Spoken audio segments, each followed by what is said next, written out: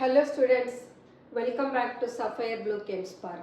இன்னைக்கு செஷன்ல நாம class 11 thermodynamics chapter அதில இருந்து the important thermodynamic terms பத்தி discuss பண்ண போறோம். Previous sessionல some of the thermodynamic terms discuss பண்ணோம். இப்போ நாம remaining terms பார்க்கலாம். அதில first வர்றது macroscopic properties. Macroscopic properties அப்படின்றது actually the properties of the macroscopic system. Previous session laye types of system nama discuss pandra pode we discussed one of the type depends on the number of particles present in the system.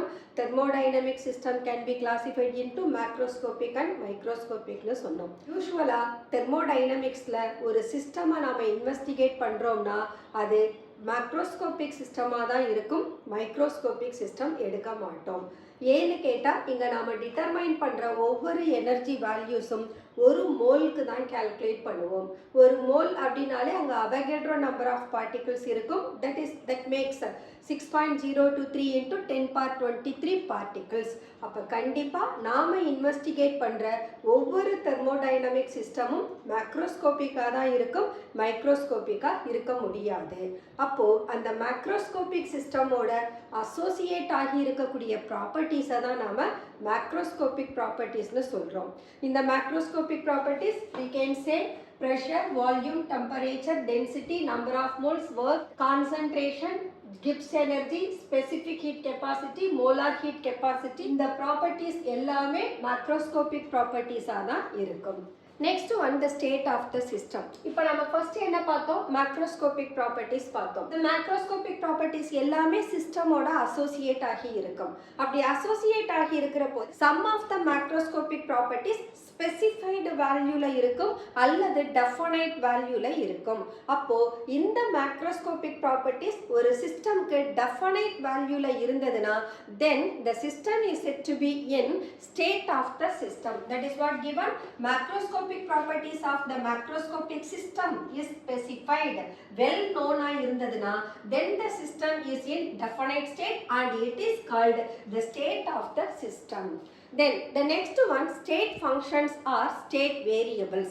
இப்போ நம்ம investigate பண்றதுக்கு எடுத்துக்கிட்ட thermodynamic சிஸ்டமோட associate ஆகி இருக்கிறவங்க macroscopic properties. இந்த macroscopic ப்ராப்பர்ட்டிஸ்ல we have pressure, volume and temperature.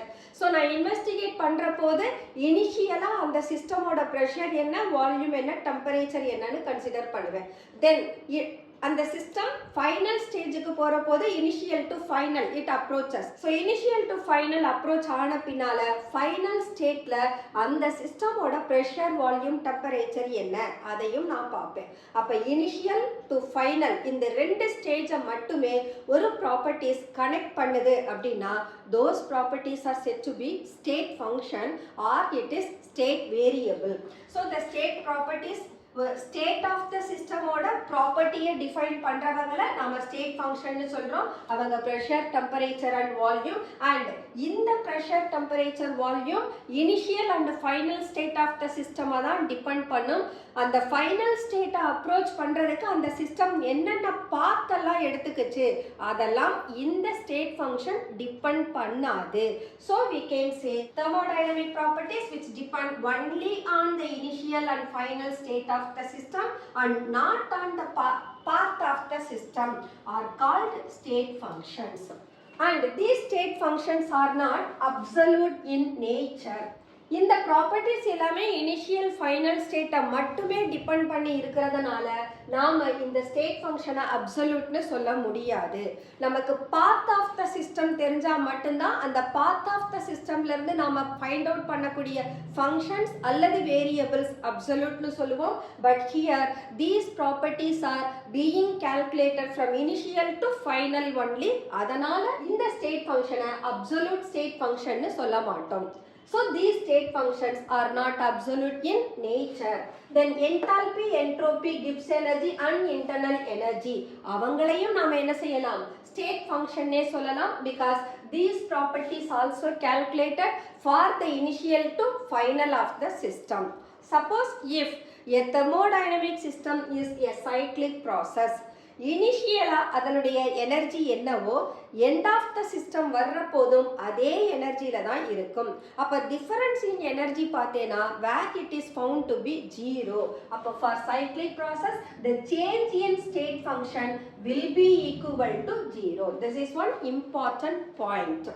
The next one, path function. State function ரப்ப என்ன சொன்னோம்? The properties which depend only on initial and final state of the system னு சொல்லிட்டோம். அங்க இந்த property path of the system depend பண்ணாதுன்னு சொல்லிட்டோம். அப்போ path function என்ன சொல்லுவோம்? The properties which do depend on the path of the system அதை தான் நாம path function னு சொல்றோம். இங்க path functionsக்கான properties பார்த்தோம்னா heat and work of the system. So heat is Q and work is W. These two properties are said to be path functions or path variables because they do depend on the path of the system. The next one, extensive and intensive variables. This is another important concept. So when we study about the thermodynamic system, where some of the properties that may depend on the amount of the matter present in it. சில properties பார்த்தோம்னா சிஸ்டம்ல எவ்வளோ amount இருக்கு அதெல்லாம் depend பண்ணாது. So based on the properties with respect to amount of matter நாம் extensive and intensive வேரியபிள்ஸ்னு 2 டைப்ஸாக கிளாசிஃபை பண்ணலாம். எக்ஸ்டென்சிவ் ப்ராப்பர்ட்டியாக இருந்ததுன்னா where the properties which depend on the amount of the substance present in a system. அமௌண்ட்டை depend பண்ணி இருக்கக்கூடிய properties எல்லாமே எக்ஸ்டென்சிவ் ப்ராப்பர்ட்டியாக இருக்கும். And moreover this extensive property is an additive property. Additive ப்ராப்பர்ட்டின்னு சொன்னால் இதை நம்ம ஆட் பண்ணலாம், சப்ட்ராக்ட் பண்ணலாம். அதே சமயம் இந்த எக்ஸ்டென்சிவ் ப்ராப்பர்ட்டியை மல்டிப்ளையோ அல்லது டிவைடோ பண்ணோம்னா we will get intensive property. So அதை நம்ம அல்ஜிப்ரிக் எக்ஸ்பிரஷன்ஸ் வழியாக நாம் ஃபைண்ட் அவுட் பண்ணலாம். இப்போ எக்ஸாம்பிள்ஸ் ஃபார் எக்ஸ்டென்சிவ் ப்ராப்பர்ட்டிஸ் யாரெல்லாம்னா mass, volume, number of mole, gas constant, conductance, kinetic energy, potential energy, internal energy, enthalpy, Gibbs energy, entropy, concentration and length. These are all depending on amount of the matter. அப்போ amount மாறுனதுனா இந்த வேல்யூஸும் நமக்கு vary ஆகும். So these properties are said to be extensive property. Intensive property எடுத்துட்டோம்னா where the properties which do not depend on the amount of the matter present in the system.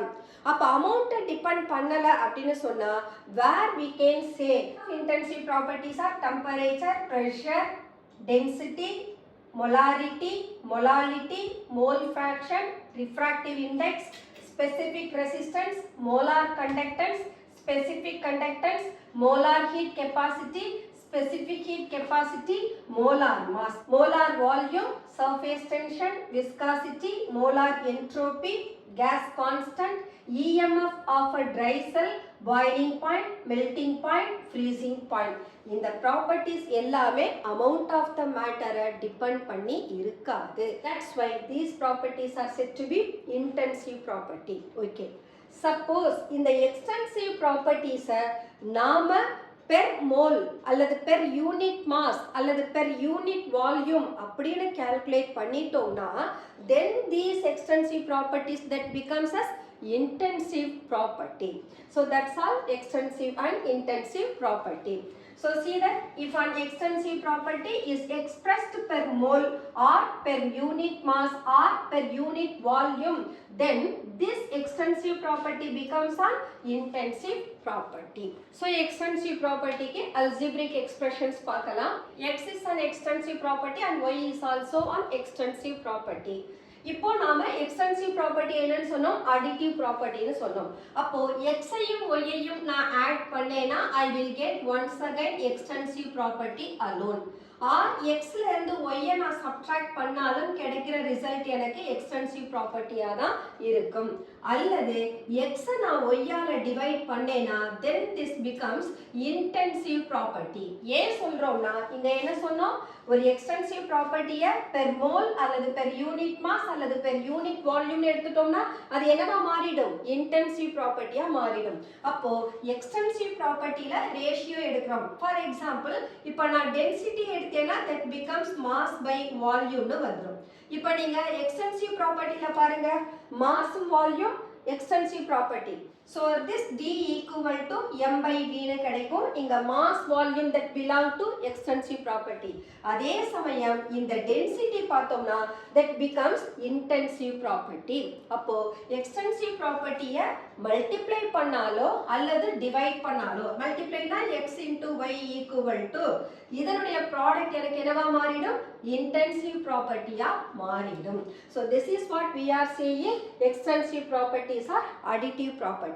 But intensive properties are non-additive property. அப்படின்னா intensive property-ய add பண்ணாலும் சரி multiply பண்ணாலும் சரி subtract பண்ணாலும் சரி divide பண்ணாலும் சரி கிடைக்கிற ப்ராப்பர்ட்டி ஒன்ஸ் அகைன் நமக்கு இன்டென்சிவா தான் இருக்கும் எக்ஸ்டென்சிவ் ப்ராப்பர்ட்டியா போகாது. If X is an intensive property and Y is an intensive property அப்படின்னோம்னா X plus Y x minus y, x into y or x by y இவங்க எல்லாருமே நமக்கு intensive property-ஆ மட்டும்தான் இருப்பாங்க. It won't be converted into extensive property. Or else if x is an extensive property and y is an intensive property இப்படி எடுத்துக்கிட்டோம்னா x-ஐயும் y-ஐயும் add பண்றோம். ஒரு extensive ப்ராப்பர்ட்டியை இன்டென்சிவ் ப்ராப்பர்ட்டி கூட add பண்ணேனா then this becomes an extensive property only. அல்லது x-ல இருந்து y-யை நான் less பண்ணாலும் the resulting one will be extensive property or x by y அல்லது x into y these are also makes extensive property alone. இந்த algebraic expressionsல பார்த்தோம்னா first case we are saying x is an extensive property, y is also an extensive property. அப்போ additionum subtractionum எனக்கு extensive property-யா இருக்காங்க. அதே சமயம் multiplicationum divisionum எனக்கு intensive property-யா மாறிடுறாங்க. Suppose நான் intensive property-க்கு algebraic expressions எடுத்தேனா this is said to be a non-additive. So x is intensive property, y is also an intensive property ன்றப்போ இங்க add பண்ணாலும் subtract பண்ணாலும் multiply or divide பண்ணாலும் we will get only the intensive property. Third caseல என்ன எடுத்திருக்கோம் x is an extensive property, y is an intensive property. இங்க நாம இந்த arithmetic operations பண்ணோம்னா the resulting property it will be an extensive property only. This is what the algebraic expressions of intensive and extensive properties. Okay students, let us close our today's session. Next sessionல we have still more sum of the thermodynamics term. அத நாம discuss பண்ணலாம். Until then, bye bye.